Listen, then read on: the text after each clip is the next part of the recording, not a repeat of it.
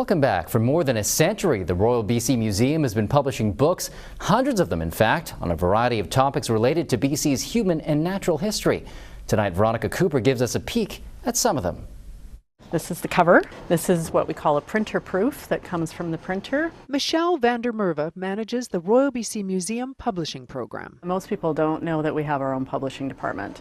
They think that we just sell other people's books and that we get all our material published elsewhere. We start from the beginning with book proposals, either coming up with our own book proposals or reviewing those from staff members or people outside the museum. It has to be on the subject matter that the museum does, so human or natural history of British Columbia.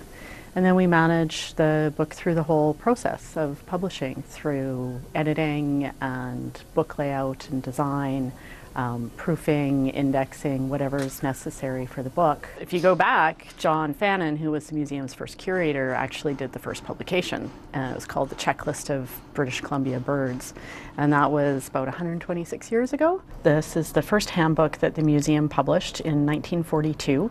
And it cost 25 cents. The foreword note was written by Clifford Carl, who was one of our head curators here at the museum. It's full of great illustrations and information. Handbooks continue to be a very popular item. These two, written by Nancy Turner and published in the 70s, were reissued in the 90s and... we've just reprinted them yet again, both of them this summer. The museum published The Language of Family to coincide with their exhibition, Family, Bonds and Belonging. Was it difficult to decide what to put in the book?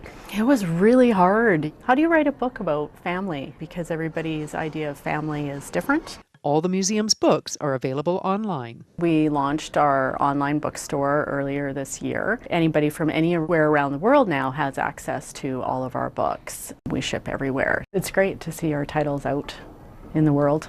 And for sale in Victoria and bookstores around the globe. This Week in History, brought to you by the Royal BC Museum, bringing British Columbia's stories together.